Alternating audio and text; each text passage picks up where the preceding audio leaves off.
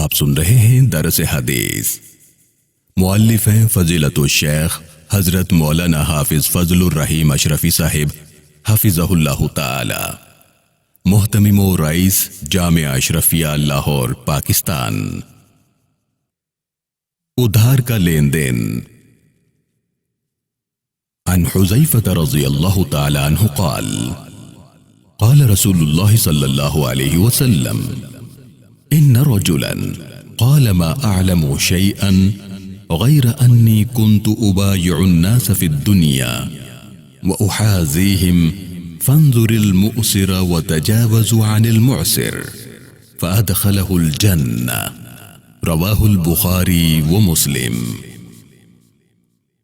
حضرت حذیفہ رضی اللہ تعالیٰ عنہ فرماتے ہیں کہ رسول اللہ صلی اللہ علیہ وسلم نے فرمایا، تم سے پہلے لوگوں میں ایک شخص تھا، جب موت کا فرشتہ اس کے پاس اس کی روح نکالنے آیا تو اس سے پوچھا، کیا تو نے کوئی نیک کام کیا ہے؟ اس نے کہا، مجھے یاد نہیں آتا۔ فرشتے نے کہا، سوچ لو۔ اس نے کہا، اور تو کوئی بات نہیں، ہاں مگر یہ بات ہے کہ دنیا میں جب لوگوں سے خرید و فروخت کا معاملہ کرتا تھا تو ان سے اچھا سلوک کیا کرتا تھا کہ خوشحال کو مہلت دے دیتا اور تنگ دست کو معاف کر دیتا تھا۔ اللہ تعالیٰ نے اس کی وجہ سے اسے جنت میں داخل فرما دیا۔ اسے امام بخاری اور امام مسلم نے روایت کیا ہے۔ میرے پیارے دینی بھائیوں، شدید ضرورت کے بغیر ادھار کا لین دین اچھا نہیں، لیکن بسا اوقات اس کے بغیر کوئی چارہ نہیں ہوتا۔ اس لیے جہاں تک ہو سکے ہر شخص قناعت اور کفایت شعاری سے زندگی گزارے اور قرض یعنی ادھار لین دین سے بچا رہے۔ لیکن آج کے دور میں تجارتی امور میں اور عام زندگی کی ضروریات میں ادھار خوب چلتا ہے، لیکن ادھار لین دین کے جس مرحلے میں بھی اسلامی تعلیمات کی خلاف ورزی ہوتی ہے وہاں فساد پیدا ہوتا ہے۔ چنانچہ اسلام نے ادھار کے معاملے میں جو تعلیمات دی ہیں ان کو دو حصوں میں تقسیم کیا جا سکتا ہے۔ ایک طرف تو اسلام نے ادھار دینے والے یعنی قرض خواہ کے لیے اصول بتائے ہیں، دوسری طرف ادھار لینے والے یعنی مقروض کو آداب سکھلائے ہیں۔ ادھار دینے والے کے لیے اسلام نے یہ آداب و اصول بتائے کہ وہ اپنے ضرورت مند بھائی کو جب قرض حسنہ یا سودا ادھار دے تو اگر وہ تنگ دست ہے تو اسے مہلت دے، اگر وہ اتنا مفلس ہے کہ ادا نہیں کر سکتا تو اسے معاف کر کے اپنے پروردگار کے ہاں نیکیوں کا خزانہ جمع کر لے۔ اللہ تعالیٰ نے فرمایا، اگر ادھار لینے والا تنگ دست ہے تو اسے فراخی تک مہلت دو، اور اگر معافی کر دو تو تمہارے لیے بہت ہی بہتر ہے۔ رسول اکرم صلی اللہ علیہ وآلہ وسلم نے مہلت دینے کی ترغیب دیتے ہوئے فرمایا، جس شخص کا کسی پر حق ہو اور وہ اسے مہلت دے تو اس کے لیے ہر دن کے عوض صدقے کا ثواب ہے۔ ایک اور ارشاد نبوی ہے، جس کسی کو یہ بات اچھی لگتی ہے کہ اللہ تعالیٰ اسے قیامت کے دن کی سختیوں سے بچا لے تو اسے چاہیے کہ تنگ دست مقروض کو مہلت دے یا اسے معاف ہی کر دے۔ ایک اور حدیث مبارکہ ہے، جس کسی نے تنگ دست کو مہلت دی یا اسے قرضہ معاف کر دیا تو اللہ تعالیٰ اسے قیامت کے دن اپنے سائے میں جگہ دیں گے۔ نبی اکرم صلی اللہ علیہ وسلم نے یہ بھی ہدایت فرمائی کہ اگر ادھار دینے والے کو معاف کرنے کی ہمت نہ ہو، یعنی ایسے معاشی حالات نہ ہوں کہ معاف کیا جا سکے، تو پھر بھی ادھار لینے والے سے نرمی کے ساتھ تقاضا کرے۔ مقروض کی غربت اور مجبوری کا احساس دلا کر باتیں بنا کر دل نہ دکھائے۔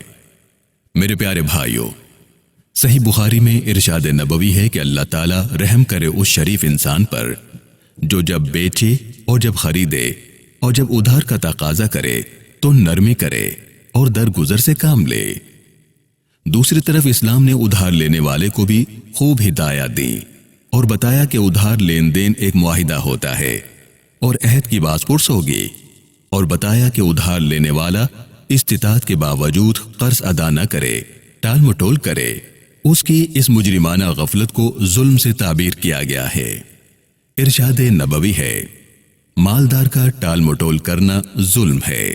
اسے امام بخاری اور امام مسلم نے روایت کیا ہے۔ قرض خواہ ایسے مقروض کے خلاف عدالتی چارہ جوئی کر کے اپنا حق وصول کر سکتا ہے۔ قرض ادا نہ کرنا اتنا بڑا جرم ہے کہ نبی اکرم صلی اللہ علیہ وآلہ وسلم ایسے شخص کی نماز جنازہ نہیں پڑھایا کرتے تھے۔ جو شخص قرض ادا کیے بغیر مر جاتا تھا، جیسا کہ حضرت سلمہ بن اکوع رضی اللہ تعالیٰ عنہ سے ایک شخص کے بارے میں تفصیلی واقعہ منقول ہے۔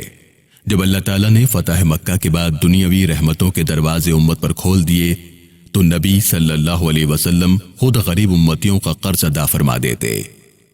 بخاری شریف جلد دوم صفحہ 999 میں ہے کہ جب اللہ تعالیٰ نے آپ صلی اللہ علیہ وسلم پر فتوحات کے دروازے کھول دیے تو آپ صلی اللہ علیہ وسلم نے اعلان فرمایا، میں مسلمانوں کو ان کی جانوں سے بھی زیادہ محبوب ہوں۔ ان مومنین میں سے جو مر جائے اور قرضہ چھوڑ جائے تو اس کی ادائیگی میرے ذمے ہے، اور جو کوئی مال چھوڑ کر وفات پا جائے وہ مال اس کے وارثوں کو ملے گا۔ اس سے یہ بات معلوم ہوتی ہے کہ اگر مقروض قرض ادا کیے بغیر انتقال کر جائے اور کوئی ایسی جائیداد یا سامان نہ چھوڑ جائے جس سے قرض کی ادائیگی کا بندوبست کیا جا سکے، تو پھر اسلامی مملکت کی ذمہ داری ہے کہ وہ ایسے انتقال کرنے والے مقروض کے قرضے کی ادائیگی کا بندوبست کرے تاکہ وہ مقروض آخرت کی بازپر سے بھی بچ جائے۔ آپ صلی اللہ علیہ وسلم نے کئی ارشادات میں قرض کو ناقابل معافی جرم قرار دیا ہے، حتیٰ کہ شہید سے بھی قرض کا مطالبہ ہوگا۔ فرمایا، شہید کے تمام تر گناہ معاف کر دیے جائیں گے مگر قرض معاف نہ ہوگا۔ اسے امام مسلم نے روایت کیا ہے۔ حضرت شرید رضی اللہ تعالیٰ عنہ سے روایت ہے کہ رسول اللہ صلی اللہ علیہ وسلم نے فرمایا، دینے کی قدرت رکھنے والے کی ٹال مٹول یعنی تاخیری حربے اور بہانے پیش کرنا اس کی بے عزتی اور اس کو سزا دینا جائز کر دیتی ہے۔ اسے امام ابو داود اور امام نسائی نے روایت کیا ہے۔ میرے پیارے بھائیوں، اسلام نے ادھار لینے والے کو یہاں تک تاکید کی ہے کہ وہ وقت پر ادا کرے اور اچھے طریقے سے ادا کرے، جیسا کہ حضرت جابر رضی اللہ تعالیٰ عنہ سے روایت ہے کہ نبی کریم صلی اللہ علیہ وسلم نے مجھ سے 40,000 قرض لیے۔ جب مال آیا تو آپ نے میرا قرض واپس کر دیا اور فرمایا، اللہ تعالیٰ تیرے اہل اور مال میں برکت عطا فرمائے۔ بے شک قرض کا بدلہ شکریہ ادا کرنا اور قرض ادا کرنا ہے۔ قرآن حکیم کے احکامات اور ارشادات نبویہ کی روشنی میں ادھار لین دین کے جو آداب معلوم ہوئے وہ یہ ہیں۔ ادھار لین دین بغیر ضرورت شدید کے پسندیدہ نہیں۔ ادھار لین دین میں بھول چوک، بددیانتی، بے ایمانی اور جھگڑے کے احتمال کا دروازہ بند کرنے کی کوشش کی جائے۔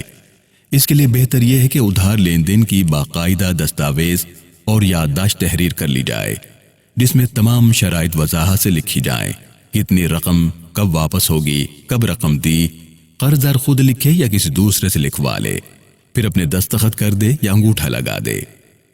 زیادہ قرض لینے دینے پر 2 گواہ ضرور مقرر کرے، ان کے بھی دستخط کروا لیے جائیں۔ ادھار لینے والا ادھار لینے کے بعد بے فکر نہ ہو جائے، جلد از جلد ادائیگی کی فکر کرے، اپنے غیر ضروری اخراجات میں کمی کرے، جو ہی موقع ملے فوراً ادا کرے۔ ادھار لینے والا مقررہ مدت کے اندر اندر ہر حال میں ادا کر دے تاکہ آئندہ کے لیے اعتبار باقی رہے۔ ادائیگی بر وقت نہ کر سکے تو بجائے چھپنے اور شرمندہ ہونے کے قرض خواہ سے مہلت مانگ لے، اسے مطلع کر دے کہ کب دے سکوں گا۔ اب قرض خواہ ان ارشادات نبوی کو سامنے رکھے جو مہلت دینے پر اجر کا وعدہ ہے۔ قرض کی ادائیگی خندہ پیشانی اور خوش اسلوبی سے کرے، قرض دار کا شکریہ ادا کرے، قرض خواہ اس کا احسان مانے، اس کے لیے دعا کرے۔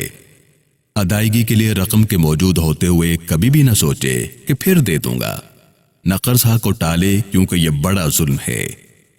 ادھار دینے والا لینے والے کو تنگ یا پریشان نہ کرے بلکہ اسے آسانی اور مہلت دے، اگر ہو سکے تو اس کا قرض معاف کر دے۔ اگر ادھار لینے والا ادائیگی سے پہلے کوئی ہدیہ یا دعوت دے جس کا تعلق ادھار لین دین سے محسوس ہوتا ہو تو اسے ہرگز قبول نہ کرے۔ ادھار لینے والا یہ دعا مانگتا رہے، اللہم اکفنی بحلالک عن حرامک واغننی بفضلک عمن سواک۔ اے اللہ، مجھے اپنا حلال رزق کافی کر دے، حرام سے بچا دے، اور اپنے فضل و کرم سے مجھے اپنے ماں سوا سے بے نیاز کر دے۔ جب ادھار لینے والا لینے والے سے ادھار وصول کرے تو یہ دعا دے، تم نے میرا پورا قرض ادا کر دیا، اللہ تعالیٰ تمہیں اس کا پورا اجر دے۔ اللہ رب العالمین ہم سب کو ادھار لینے سے محفوظ رکھے، اور اگر مجبوراً لینا پڑ جائے تو اللہ تعالیٰ خوش اسلوبی سے ادا کرنے کی توفیق عطا فرمائے، آمین۔ والسلام علیکم ورحمۃ اللہ تعالی وبرکاتہ۔